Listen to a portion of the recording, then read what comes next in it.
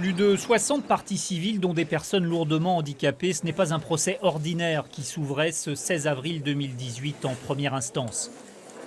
Je veux la vérité sur l'accident. Quels sont les négligences qui ont été la cause de l'accident? À la barre, le chauffeur du poids lourd qui avait provoqué l'accident et aussi 2 représentants de la SNCF. Au premier, on reproche de s'être engagé malgré les feux de signalisation et la sonnerie. Les seconds doivent se justifier. Pourquoi ne pas avoir renforcé la sécurité sur un passage où d'autres accidents avaient déjà eu lieu, une collision avec un camion en 2007 notamment.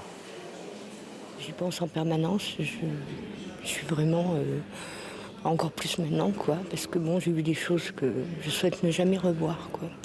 Puis j'y étais déjà en 2007 et je trouve inadmissible qu'il n'ait rien fait. Ces accidents, ces multiples accidents antérieurement à l'accident qui nous concerne, c'est de l'amalgame. C'est vouloir identifier et rendre identiques des situations qui sont complètement différentes. La SNCF sera pourtant condamnée. 600 000 € d'amende, une surprise alors qu'aucune peine n'avait été requise.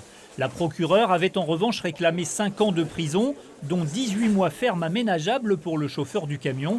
Il est finalement condamné à 36 mois de prison avec sursis. On a une condamnation assez volontaire de la part du président du tribunal, qui a bien entendu tous les messages qu'on a fait passer, qui a compris la problématique de sécurité de ce passage à niveau, qui aurait dû être géré. En revanche, concernant le chauffeur du poids lourd, il y a une atténuation de la peine. Je ne voudrais pas que cet accident, ce drame, tombe dans une sorte de banalisation.